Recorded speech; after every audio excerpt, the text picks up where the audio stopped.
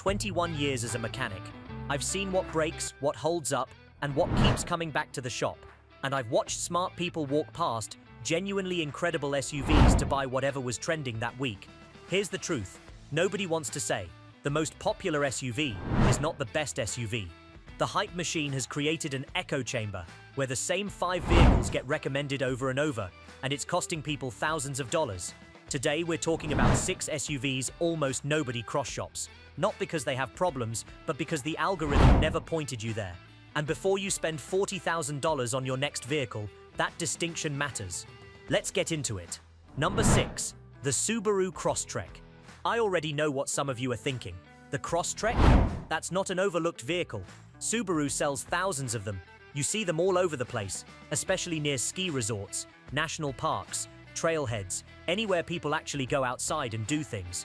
And you're right, it's not exactly a secret. But here's where the problem lives. And this is something I watch happen over and over again in real life. People are shopping the Crosstrek in the completely wrong category. They stack it up against the Honda CR-V or the Toyota RAV4, and then they complain it's too small. Of course it's too small. Those are compact SUVs, and the Crosstrek is a subcompact. That's like complaining that a studio apartment doesn't have enough bedrooms. You're shopping in the wrong aisle of the automotive grocery store entirely. When you put the Crosstrek in its actual class, something really interesting happens. It doesn't just compete, it dominates. Here's what I mean. RepairPal ranks the Crosstrek first out of 26 compact SUVs. And yes, I know they technically slot it as compact. The data is the data with a 4.5 out of 5 reliability rating. Annual repair costs average around $492, which is below the segment average. J.D. Power gives the 2024 model an 85 out of 100 for quality and reliability. Those are strong numbers. But you want the stat that actually made me sit up straight in my chair? 96% of every Crosstrek sold in the last 10 years is still on the road today. Let that sink in for a second. 96%. That is not a marketing claim. That is not Subaru telling you their car is good. That is independent data tracking actual vehicles on actual roads. These things simply do not die. The 2024 and 2025 models run on the updated Subaru global platform with a chassis that's 10% stiffer than the previous generation. That means better handling, less body roll, and a more planted, confident feel at highway speeds. The 2.5-litre Boxer engine, and if you've never seen a Boxer engine, look it up. It's a fascinating design, makes 182 horsepower, and gets up to 34 miles per gallon on the highway. Ground clearance is 9.3 inches, which beats most of its competition by a meaningful margin. You can actually take this vehicle on fire roads, forest service roads, dirt trails, without scraping the undercarriage and destroying your skid plate every 5 minutes.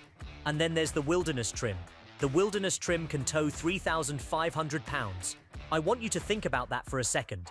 3,500 pounds from a subcompact SUV. That's a decent-sized camper. That's a couple of jet skis. That's territory usually reserved for vehicles that are significantly larger and significantly more expensive. Pricing starts around $27,000 for the base model and tops out around $34,000 for the Wilderness. And resale value sits in the top 20% of all vehicles at the 3, 5, and 7-year marks. When you trade this thing in, you're getting real money back. Your neighbor who bought that other crossover, they're not. And over the life of a vehicle, that gap adds up to serious dollars. Who should buy this? Anyone who needs legitimate all-wheel drive, not the marketing term, not the badge, actual mechanical all-wheel drive that works in snow and ice and mud and reality. People who live anywhere that weather is a thing. Anyone who wants a vehicle that will quietly, reliably roll past 200,000 miles without drama. Outdoor enthusiasts who don't need 3 rows or a vehicle the size of a small apartment. Who should skip it? If you regularly need to haul more than a couple of adults, or if you're over 6 feet and you're putting people in the back seat on long trips, it's going to feel tight. And if spirited acceleration is something you care about, this engine is adequate. It is not exciting. That's just the honest answer. Number 5. The Hyundai Tucson. The Tucson suffers from something I've started calling Hyundai amnesia. People remember what Hyundai was in 2005. Cheap, plasticky, the kind of car you bought when you couldn't afford anything else and you just needed 4 wheels and a prayer. And they have never updated that mental image. Here's what I'm here to tell you. Everything has changed, and I mean everything. The current 4th generation Tucson looks like nothing else on the road. It's bold, it's distinctive, The lighting design is dramatic in a way that costs $50,000 on most vehicles. Some people think it's weird looking. Fine, at least it has a personality. The interior would be at home in a vehicle that costs $15,000 more than the sticker price.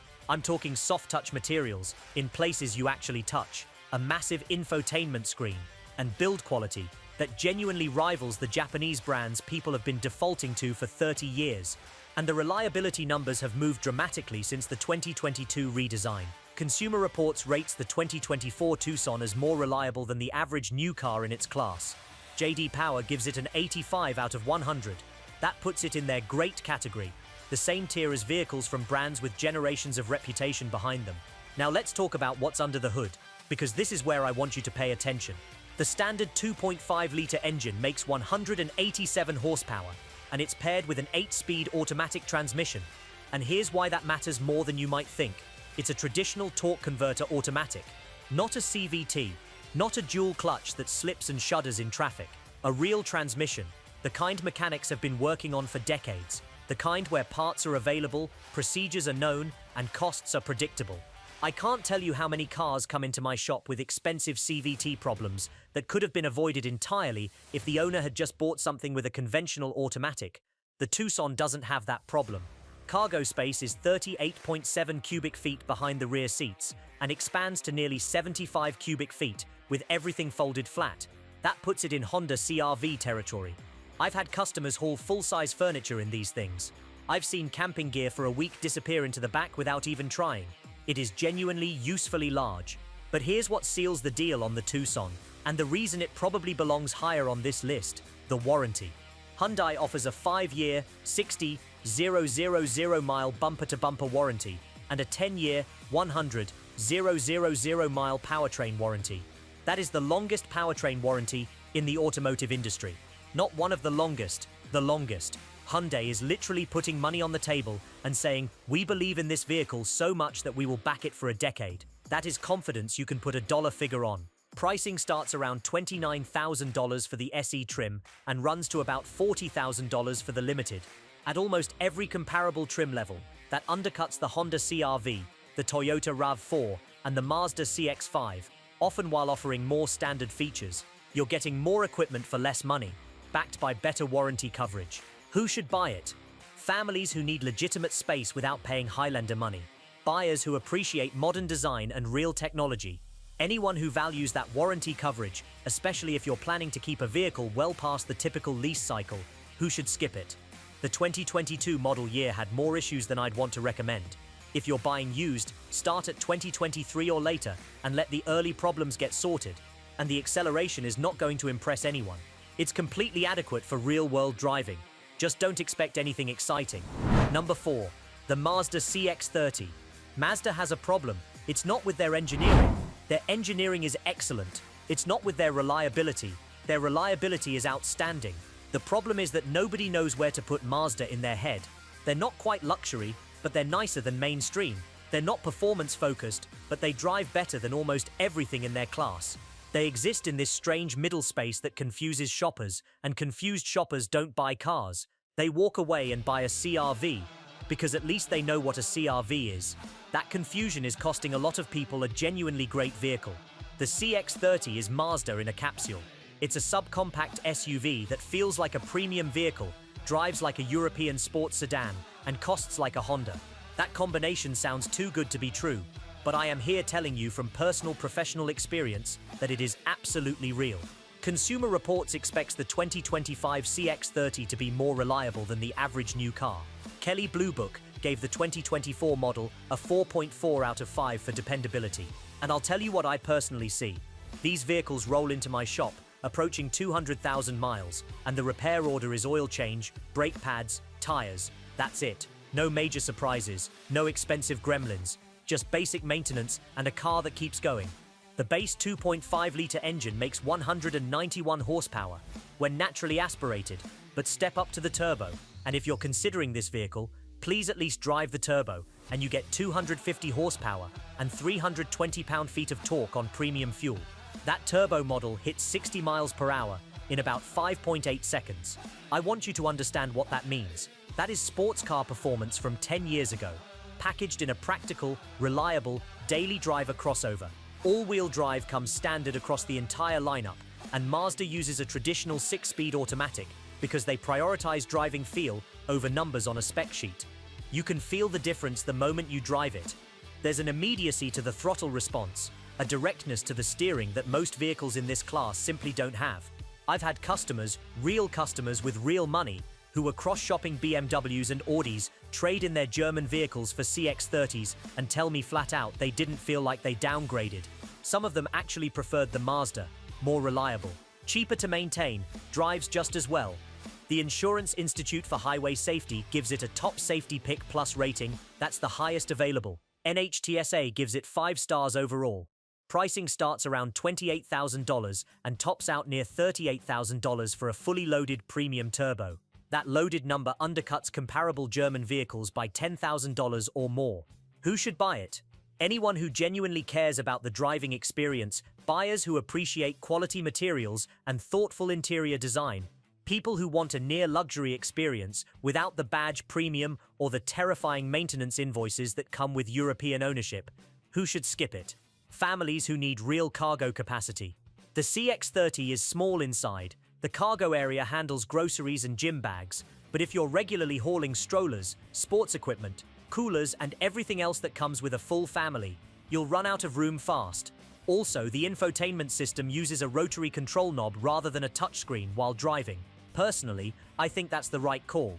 It's safer and easier to use without looking away from the road, but I know I'm in the minority on that, and if you absolutely need to poke at a screen, you'll find it frustrating. Number 3, the Kia Sportage. The Sportage shares its bones with the Tucson, same platform, a lot of the same engineering, and it faces the same perception problem. People think old Kia, cheap Kia, rental fleet Kia with the cloth seats and the sad little 4-cylinder that wheezed on the highway. But here's where the Sportage does something the Tucson doesn't quite pull off to the same degree: the interior. The current Sportage has one of the most dramatic cabin designs of any vehicle at any price point. Full stop. The curved dual 12.3-inch display panel sweeps from behind the steering wheel all the way to the center console in one flowing piece of glass. It looks like something from a concept car. I show this interior to customers every week, and without exception, the reaction is, wait, this is $30,000? Because it doesn't look like $30,000. It looks like significantly more. Consumer Reports expects the 2025 Sportage to be more reliable than the average new car. JD Power quality scores are strong. IHS gives it a top safety pick. The same 2.5-liter, 187 horsepower engine from the Tucson powers the base models, paired with that same smooth 8-speed automatic. But here's where it gets genuinely interesting. The hybrid version bumps combined output to 227 horsepower, while delivering around 38 miles per gallon combined. Performance and efficiency in one package, and you don't have to choose between them. Cargo space is class-leading. I've personally watched people load an entire Costco run plus camping equipment for 4 people into the back of a Sportage without folding the rear seats. The warranty is identical to the Tucson 5-year 60,000-mile bumper-to-bumper, 10-year 100,000-mile powertrain. And the X-Pro trims add legitimate off-road hardware, all-terrain tires, a locking center differential, not off-road theater, actual capability. One owner reported getting 563 miles on a single tank during a highway trip.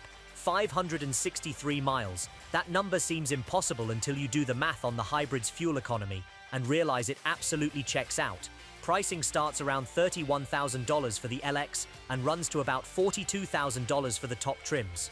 Given the interior quality, the cargo space, the warranty, and the available hybrid efficiency, that's a lot of vehicle for the money. Who should buy it?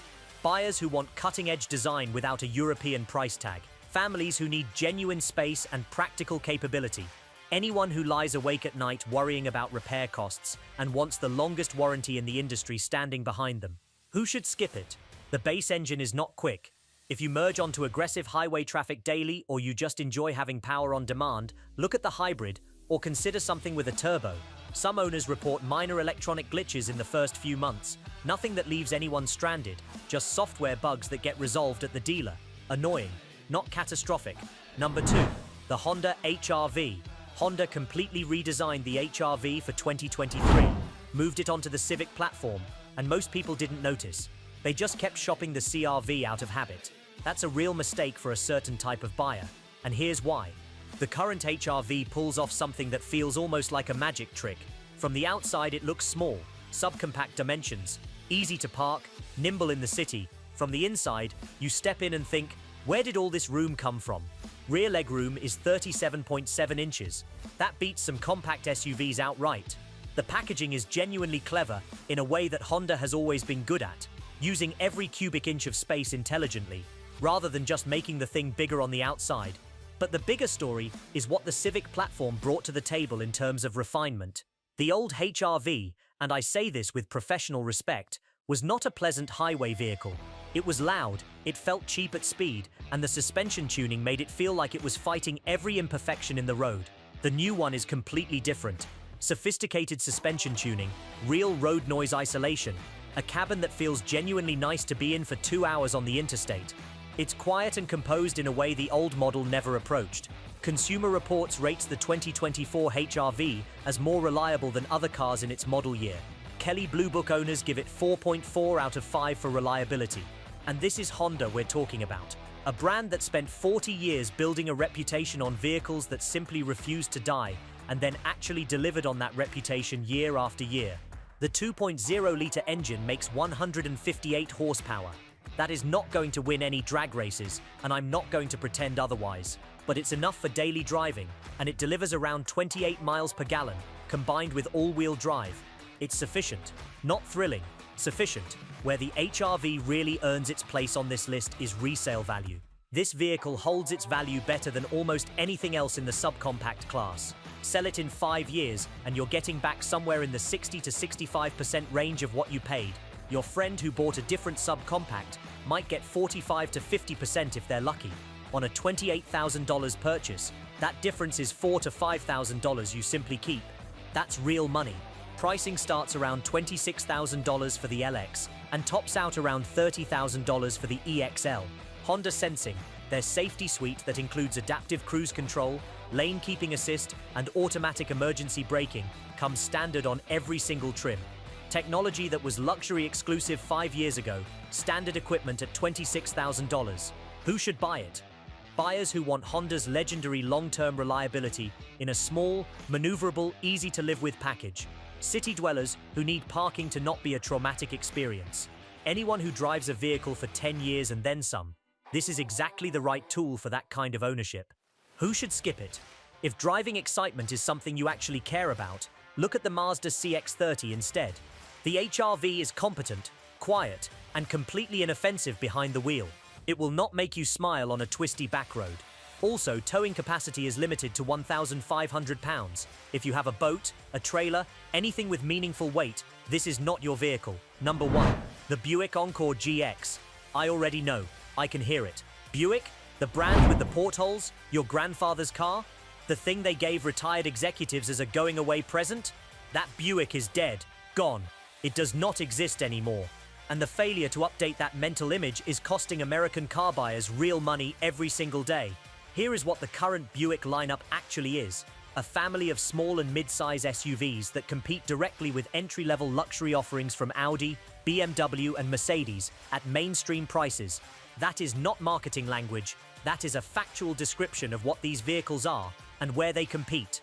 J.D. Power gives the 2024 Encore GX an 87 out of 100 for predicted reliability. Read that number again, 87 out of 100. That puts it in their great category, above many Japanese competitors. The brand that your brain filed under outdated is outscoring Toyota and Honda on reliability metrics. Consumer Reports expects average or better reliability from the 2025 model. Now, walk with me into the cabin. Buick's quiet tuning technology, which uses active noise cancellation, acoustic glass, and extensive sound deadening, makes the interior of the Encore GX one of the quietest vehicles in its class at any price. I'm not exaggerating when I say it's like driving in a library. The outside world disappears. Road noise, wind noise, engine noise, it's just gone. If you spend 2 hours a day commuting, that matters more than you probably realize right now. The 11-inch infotainment display is modern and responsive. The materials feel appropriately premium. Every surface you actually put your hands on feels expensive in a way that most vehicles at this price point don't. It is genuinely unmistakably nice inside. The 1.3-liter turbocharged 3-cylinder makes 155 horsepower. I know, 3 cylinders. Before you close the video, drive one. The turbo provides real usable punch for merging and passing. The powertrain is smooth and quiet, and fuel economy comes in around 31 miles per gallon combined. It does what it needs to do, and it does it without drama. NHTSA 5-star overall safety rating, standard automatic emergency braking, lane keep assist, forward collision alert, all the technology you want, standard equipment. But here's the part that makes this number one on this list, the price. A well-equipped Encore GX Sport Touring runs around $30,000. A comparable Audi Q3 starts north of $40,000. A BMW X1 is in the same territory. You are saving $10,000 or more for a vehicle that in many meaningful ways delivers a comparable experience. The quiet cabin, the premium materials, convey refined ride quality, without paying the German premium or dealing with German out-of-warranty repair costs, which I promise you will make your eyes water. Buick is enormous in China. They're genuinely respected there, but their American presence has faded so dramatically that most people under 50 don't even think to check them out. That's a gap in the market that the informed buyer can exploit. And the vehicles themselves are better than they have ever been in the brand's history. Who should buy it? Buyers who want a quiet, genuinely refined driving experience without a luxury price tag. Empty nesters who don't need massive cargo space. Commuters who want to arrive at work relaxed instead of exhausted. Anyone who values comfort and refinement over sportiness, who should skip it? If you're over 6'2", test drive it before you commit. The cabin can feel tight for taller drivers. The 3-cylinder turbo will not satisfy anyone who wants aggressive acceleration.